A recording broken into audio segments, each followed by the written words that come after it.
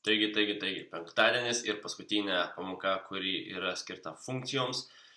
Ir mes susipažinsim su išplėstiniais funkcijų parametrais ir galiausiai, kai mes juos išmoksime, mes realiai viską žinosim apie funkcijas turbūt ir galėsim funkcijas jau traukti į šoną, nes pradėsim mokintis naujus dalykus. Taigi, išplėstiniai funkcijų parametrai.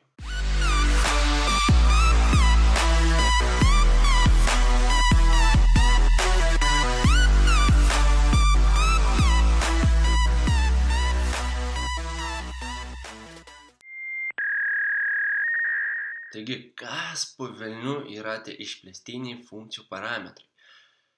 Praeitoje pamokoje mes išmokom sukurti funkciją su vienu parametru ir išmokome tą parametrą įrašyti.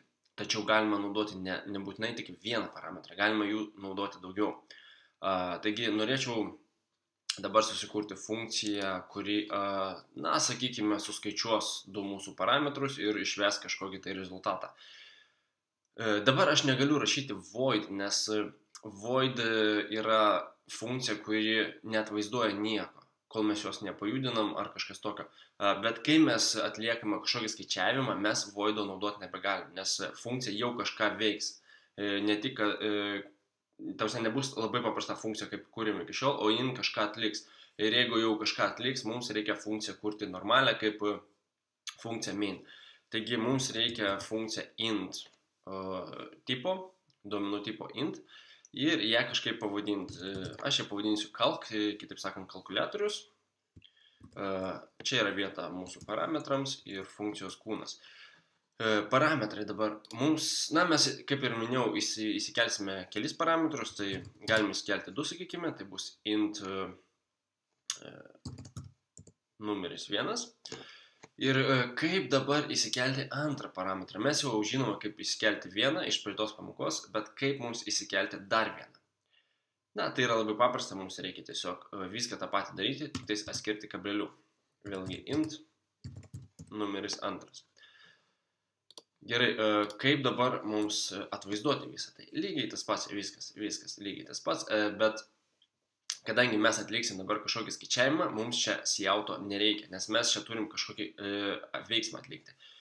Taigi mums reikia dar vieno kintamojo, kuris, sakykime, mums leis pamatyti rezultatą, taigi skurkime jį, sakykime, ATC, atsakymas, ir čia jau atlikime su mūsų kintamaisiais arba, kitaip sakant, parametrais tai, ką mes norime. Būtų paprasčiausia tiesiog pirmą parametrą sudėti su parametru 2. Ir galiausiai mums reikia atsakymo, kitaip sakant, to atsakymo, kaip jie atvaizduotų. Tai nebus siautas, kaip iki šiol mokinotės, nes kadangi tai yra funkcija, tai bus returnas. Būtent returnas ir tai nebus nulis, tai bus ATC. Kodėl dabar tai nėra nulis? Nes funkcija, kurios return yra nulis, uždaro programą. Tamsia programa toje vietoje sustoja, aš jau šitą minėjau ir toliau nieks nebevyksta. Taigi tą return nulis paliekame main, o čia mums return, kitaip sakant, grąžinti turi mūsų atsakymą. Taigi pirmą parametrą sudės su antru ir būtent pirmas su antru sudėtas parametras įgaus funkcijos ATC reikšmę, jų sudėtis. O kad mes matytumėm tą reikšmę, mums ją reikia grąžinti. Kitaip sakant, pasirašome return, mūsų reikšmę, ir mūsų reikšmė įgauna būtent šitą funkciją. Ir mums atvaizduoti labai paprastai galime tiesiog vėlgi pasirašyti mūsų funkciją, funkcijos pavadinimą su parametrais. Ir kadangi ir tai yra du parametrai, 1 ir 2, mums lygiai taip pat reikės rašyti, sakykime, 15, taip pat atskirsiu kableliu ir, sakykime, 20. Tai mūsų atsakymas turėtų būti 35. Mūsų pirmas parametras astos numeris 1, o antras parametras astos numeris 2. Tai labai paprasta ir labai aišku. Tačiau, jeigu mes pabandysim dabar pasileisti mūsų programą, mes nematysime nieko. Kodėl? Mūsų programa dabar mąsto šitaip. Gerai, aš turiu funkciją kalkuliatorius, kurios pirmas parametras 15, antras 20. Taigi einu į tą funkciją. Štai mūsų funkcija kalkuliatorius, taigi aš turiu 15 ir 20, toliau ką aš darau, aš juos sudedu ir viską perkeliu į kintamąjį ATS ir aš kintamąjį ATS grąžinu kaip būtent jų atsakymą į šį čia. Bet, na gerai, aš turiu tą funkciją su tuo atsakymu, bet tu manęs nepaprašėjai, kad aš šitą atvaizduočiau. Taigi būtent čia mums reikia, kad mums atvaizduotų. Ir tai atrodo štai taip. Tiesiog sijautas, nes sijautas, kaip žinot, computer out ir mūsų kompiuteris atvaizduos būtent mūsų tą sumą. Taigi 15 plus 20 yra 35.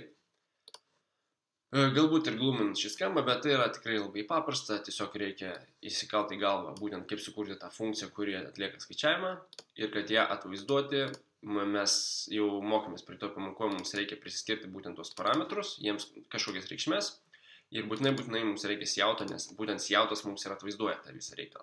Ir atsimink, kad yra returnas, kuris grąžina mūsų skaičiavimus, kitaip sakant, atsakymą būtent.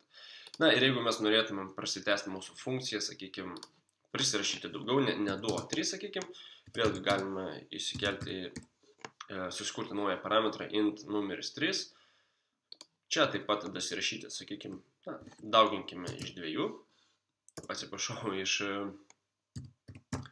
mūsų parametro numeris 3 ir galiausiai tam parametro numeris 3 mes vėlgi turime priskirti kažkokią reikšmę, tai sakykime 2. Dabar kaip atrodys 15 plus 20 ir dauginti iš 2. Kaip manote, kiek bus? Kiek ten buvo 35 dauginti iš 2? Tai bus 60, 70, nežinau, čia didelis skaičius, bet esmė tame, kad jeigu prisimenate, kai aš mokiau mūsų kintamosios, pirmiausiai įvyks šitai, o tik tada prasidės numeris 1. Taigi, ką mes turime atsakymę? Atsakymę mes turim 55. Jūs taip ir tikėjotės, ar jūs tikėjotės kažko kitą? Tai vat, mūsų funkcijos baigtos ir jeigu jūs visas 3 pamokas įsisavinot ir išmokot, aš manau, kad jūs funkcijas dabar be problemų atliksite ir viską mokėsite mintinai, taigi kaip ir su funkcijomis baigta ir nuo kitos savaitės pradėsim mokintis kažką naujo. Taigi susitiksim kitą savaitę. Iki.